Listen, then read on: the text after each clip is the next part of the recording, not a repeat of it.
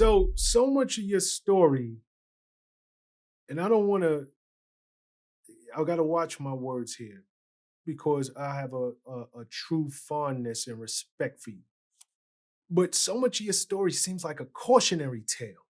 It seems like, for you, you just kept catching the short end of the stick because I know, being a record executive for many years myself, what that gold plaque means. I worked, on the other side. I was on the label side. But for somebody like yourself that you said you wrote and produced 9 of the 16 songs that were on your album, 11. Not That's all right. 11. Okay. Not to get that gold plaque, that must have hurt. Just bringing this thing up a little bit, and maybe there is a silver lining in your story somewhere. 1999, God gets back together. You do your third album, Guy 3. How did y'all get back together? Was the contract for you and your brother any better than the previous two? And were you able to tour and make some of the money that you weren't able to make for all of those years prior? Well, let me go back and then I'm gonna come to that. I speak the way I speak when I talk about life and truth is because people need to understand. Damion did all right for Damion being fucked as being the third member and not really trying to go out there and pull myself into the forefront in any capacity, right? Not understanding or understanding and not doing, let me say that, understanding and not doing, going, look, if it ain't all three of us, I don't want it to be anything, right? And I've been this way, and my brother want to punch me, not Aaron, my younger brother Bishop and my brother Darren, they be like, dog, you're an idiot. They call me idiot all the time. They go, you should have left the group a long time ago and did your own thing. You so much more talented and this and that. You are the energy, you this, you that, you the swag, don't worry, you don't need. And I always go, yeah, I understand. No, you don't understand. If you did, they ain't thinking about you the way you think about them. Every interview you mention them. Everything you do is them, is them, is them, is them. And it is, because I love them. I really do. And I don't care. Look, I have no weak bone in my body. The mistakes I made is because I made them and I stuck with it. I could have left. I could have just left. I'm not doing this no more. This is stupid, bro. We ain't making no money. We ain't touring. This nigga over here doing his thing. Ain't nobody thinking about us. You doing your thing. You ain't thinking about us. And then I'm trying to think about us still when y'all ain't thinking about me. And so it's like, you go there. So when you talk about going into 1999, Jeff Red was the head senior A&R at Universal at that time. And I was about to go to my second reading for the D.L. Hewley show. I knew I was about to get it. I was about to get it. Because I wanted to, I'm like, all right, cool. I'll just go into my acting, get down and do that and go real deep into that because that's what I love doing instead of just focusing on Aaron and Teddy. You follow me? But again, because my brother, and I love my brother, Jeff said, yo, D, man, come on, man, please, bro. I need you to get this group back together. I'm like, dog, call Teddy. I want to do cat. He said, no. And you can speak to Jeff Red on this. He said, man, I need you to go and get the group. We need another record from y'all, bro. I'm like, come on, Jeff. Come on, bro. And I started thinking, Aaron, Teddy, the three of us back together. Oh, this is great. I didn't speak to Teddy in 9 years. Hear me clear. I didn't say boo, shmoo, who, hello, nothing. In 9 years. When I released my record, I got one call from Teddy. And I tell this story all the time. I got one call from Teddy, and Teddy said, left a message. I didn't speak to him verbally. Left a message. He said, yo, you did a great job on your record, man. Good record. And I was so happy at that time. I think I might have even cried because no matter if I saw him or spoke to him, I have a unmistakably complete to the core of my heart love for him and Aaron. And As I you should. missed him when I heard that.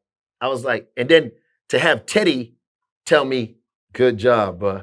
I'm like, yay. Now, if I listen to it, I go, I truncated everything, I compressed everything, so everything is like close, good, right? But when you listen to the record, you go, man, if he had, because I engineered too, even though I had Kevin, for the most part, I'm there going, no, let's move this, moving knobs, right? Because nobody was really on my team. It was Damion, and that's it. They gave me the budget. I did 16 songs, and those are the 16 songs that made the record. I didn't do 17, 18, 19 songs. I did 16 songs, and all of them made the record. You understand? So going into 99, when Jeff Red said to me, yo, we need another Guy record. I didn't speak to Teddy in 10 years. Let's just say 10 years, because from 90 to 99, so 9 years, right? But I said, damn, we going into 2000. Aaron, at that time, ain't really talking. Aaron's just doing Aaron. You know what I mean? And I'm like, oh my God, how am I gonna? So I go, they fly me to Virginia Beach. I go to Virginia Beach. I'm put up in the Hilton. And to make a long story short, I'm there for 3 months.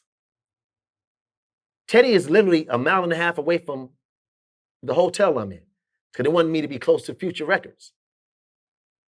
He didn't answer no calls. He didn't do anything. So for 3 months, I'm in Virginia Beach. I cannot stand Virginia Beach. It is boring to hell to me. So I'm flying chicks in, and then I go on a workout spree that you never saw in your life. I'm running 5 miles. I'm working out twice a day. So go ahead. I'm sorry. I'm just asking, like, you're there for 3 months. You're not speaking to Teddy. How does well, number one, I want to go back to my original question. Was your paperwork right? Did this go round? Did you have the same contract that you had during Guy album, the first one, and the second? And just in the interest of time, how does Aaron get in this mix? Because obviously you guys finally went in, recorded, and put the album out. Well, this where I was going, because in order to get the understanding, I had to get to that part of the story, right? In that 3 months time, I work out, I become buff like crazy. My hair is long, I got semi-dreads that's not locked. I finally get a call from Future. They said, Teddy want to see you. Cool. I go there, I ring the bell, and they're looking at me, they don't know who I am. Because I'm like this, arms like this, and I'm like, they go, I don't know, we don't know who this is, dog. This cat is like, we don't know. Man, it's Damion, dog. What? They open the door, they're like, hey, what's up, man? First thing me and Teddy do, because again, we didn't speak to each other. He goes, yo, come here and hear something. And he said, you want to go bowling? Remember I always said to you, yep, the bowling thing. Yeah, let's go bowling, man. Went bowling, chill, come back. I'm listening to these records. He said, I got these records for us, man. I think it's dope. I go, all right, cool. I'm there, listening to the records, dancing, telling me no, different records. He goes, oh, so how's Aaron doing? I said, Aaron, cool. Meanwhile, I don't know. I didn't know how Aaron was doing. You understand what I'm saying? Because we wasn't really talking like that. And he was going through his situation at that time. And I said, Jeff said, Damion, thank you, man. I said, Jeff, he said, I know, but you're the only one that can make this happen, bro. I'm like, oh my God. So I'm mentally in a weird space. You understand what I'm saying? Because I'm happy to be around Teddy, but I don't really know Teddy. Understand, we were separated more than we were together. But the together was strong together. So it cemented us in a way that most people can't really understand. Because literally, think about it. If you have a group that was together only for 2.5 years and separated for almost 10 years, there can't be no connection there, right? It's impossible to get together and then do another fly record. Long story short, I had to speak to Aaron because Aaron said, I'm not going down there, I ain't doing this, I ain't gonna see him, I ain't doing nothing. I said, dog, you gotta come out here and do this record, dog. You have to. Now, they both won't speak on this, but I always like speak on this because I always get, oh, I can't believe Damion or that. So it doesn't matter. My thing is, it took a lot of mind manipulation to make this happen. Mm-hmm. I had to listen and be there with Ted. I truthfully wanted to be there. I was happy when I was there. But I was also going, I don't know this cat anymore. And why am I here? And why is Aaron not here? So imagine going through all that in your head and still being there. But I'm also happy because I'm in the place. I'm going back to now. I'm back 19 again. I'm with Teddy. I'm hearing these records. I'm hearing real. I'm like, ooh. And Teddy said, what you think? Did you do this? I'm like, yeah, I can do that. I go in the studio. I sing a song that I know Aaron would sing, right? And I'm singing it. And I call Aaron and say, yo, hear this. Yo, this record is crazy. He go, what record? So you hear my voice. He calls Jeff, yo, I'm going down to Virginia Beach. See, this was a mental game. He comes out of Virginia Beach, comes in the studio. Yo, what up, Ted? Oh, what up, hey? Teddy's happy to see Aaron. Like, he's super duper happy to see Aaron. Now we in the studio. Aaron said, yo, play a song that Damion was on. You play the song. Man, let me go in there. And he sings. So the Guy 3 album, when you hear it, there's 4 songs with me singing lead on it. And it's me and Aaron, and one song is mainly me, right? Like, the song is called Not a Day, right? Aaron comes out in the beginning, and then I sing the rest of the whole song. And then Aaron does a couple of ad-libs. But with the songs that I'm on, the only reason why I'm on them is because Aaron originally didn't want to sing them. But when I sung them, Teddy was like, yo, you sound great. So Teddy kept me on the record, and Aaron we ended up being on the record together. And for me, even though everybody will say the first album is classic, facts. Second album, man, that was good. But the third album, even though we didn't write it and we wasn't there together writing it, right?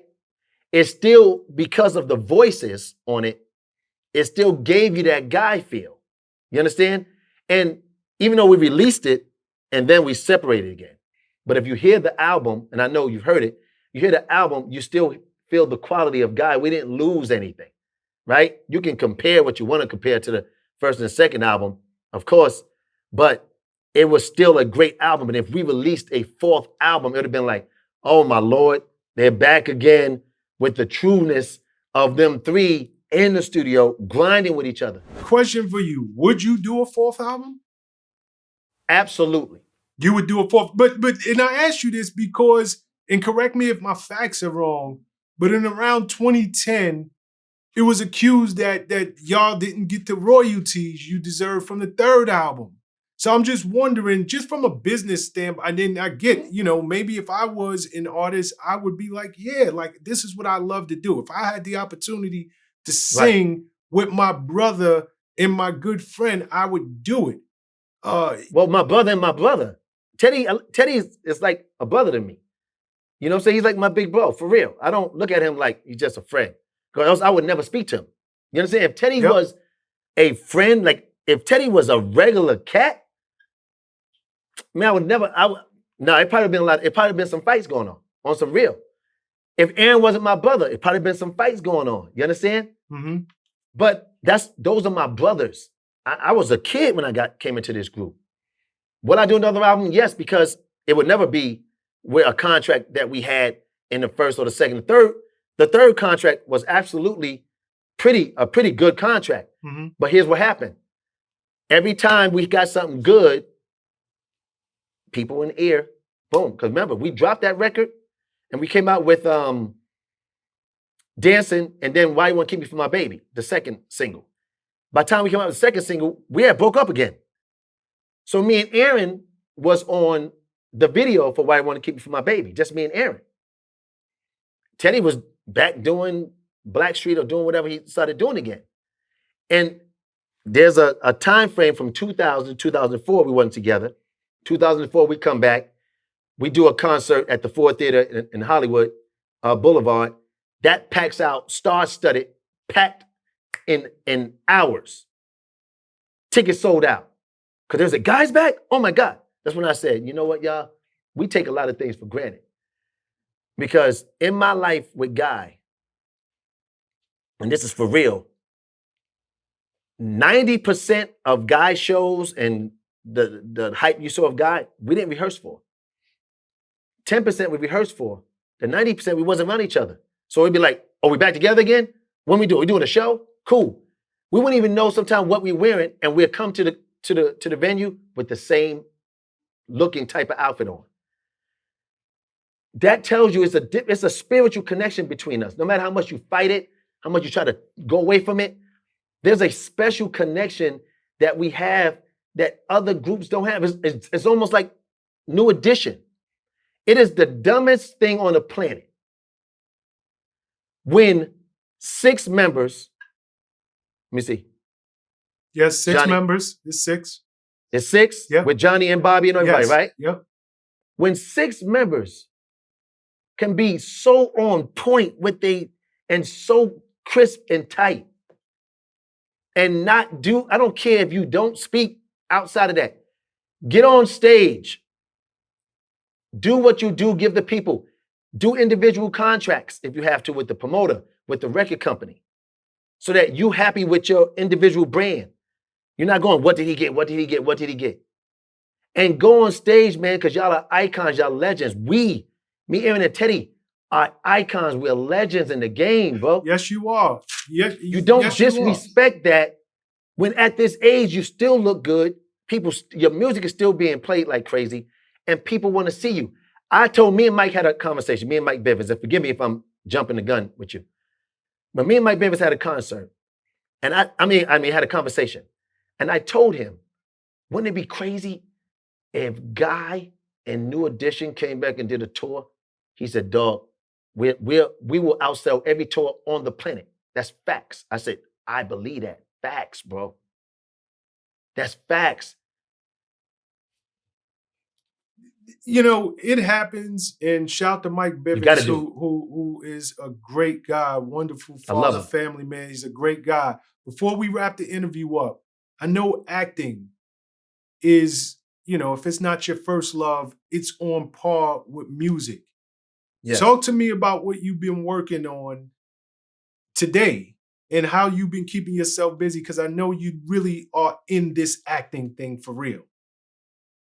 Here's the greatness of how God worked.